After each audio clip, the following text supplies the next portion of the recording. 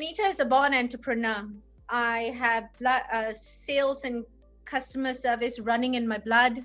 My father owned a automobile company where he brought in the first Mercedes cars into Singapore. Oh, So that's interesting. yes, I didn't so know that. Yeah. he actually brought them in from the spare parts to dealing with the Prince of Brunei to Wow. future customer service. So I learned a lot from my father growing up on a product is just a product, but if there is no Yes. relationship or customer service, then will not go a long way Oh, in yeah. life for a lot of things. So that was my fundamentals of how I learned to be an entrepreneur. I majored in communications because Yes. it's so important to communicate in anything you do.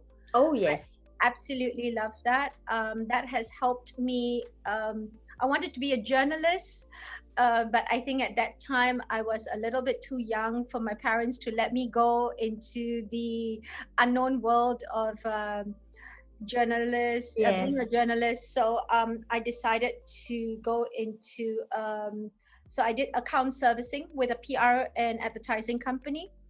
And then I realized that beyond just the servicing of accounts, Yeah. I then wanted to buy a property for myself. Yes. I went and ventured into the property market, and I didn't like what I saw. That's interesting. Yes. I was not being represented the way that I would like to. I was not Correct. given the information that I would like to. And for a very high ticket item in Singapore, that we start properties here typically for the private residential property start anywhere from 1 million upwards. But even 1 million these days, you can't get much. But at my time, this was 15 years ago. It was decent for a girl in her 20s to look at such a property, but Yes.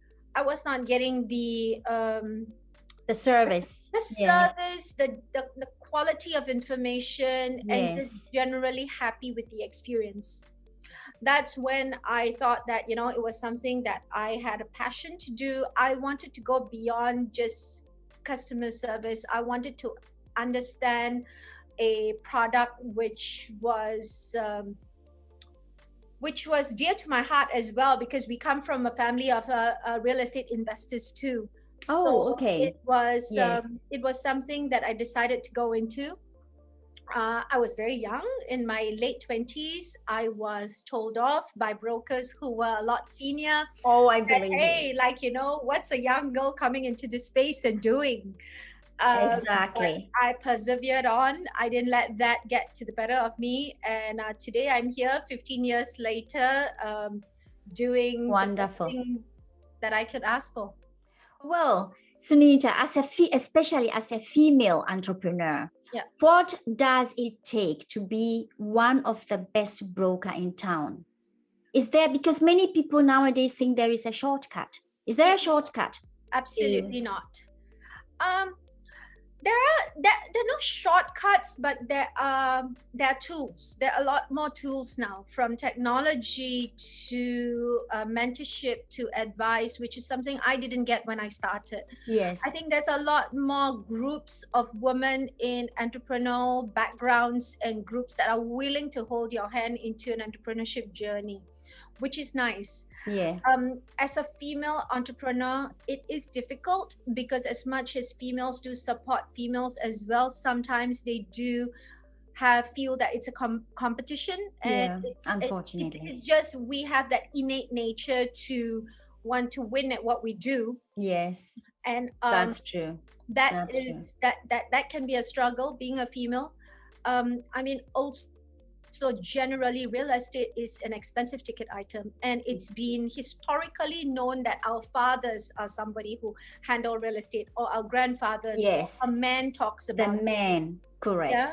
So Singapore is still very much Asia, and in Asia they still feel that the woman should take a back seat. So Yes. for a CEO of a company to hear what I have to say, I think I will need to speak louder, say it clearer, have a lot of soft skills Yes. to Wonderful. make him understand where I'm coming from versus my male counterpart. What one message or advice can you give someone who wants to build a real estate empire? Start young. Start absolutely young. It's never too late, but at the same time, uh, real estate comes with a lot of other aspects of it, from taking bank financial loans Yes. to ensuring that you have a good credit history, to ensuring that you build up your savings properly. So I have seen very successful real estate entrepreneurs or real estate owners doing very well in the later part of their life, and their story has always been that they've started young. They've started the moment they could go into legal contract with a property, with a small real estate, like a 1 bedroom or something that they can afford, and Yes. to have a forced savings, which is so important. And it's something that I want to impart onto my children, Yes. that, get into real estate as young as possible, and Yes. then build it upwards and kind of keep upsizing along the way. And then you'll be very comfortable when you're in a space with a family.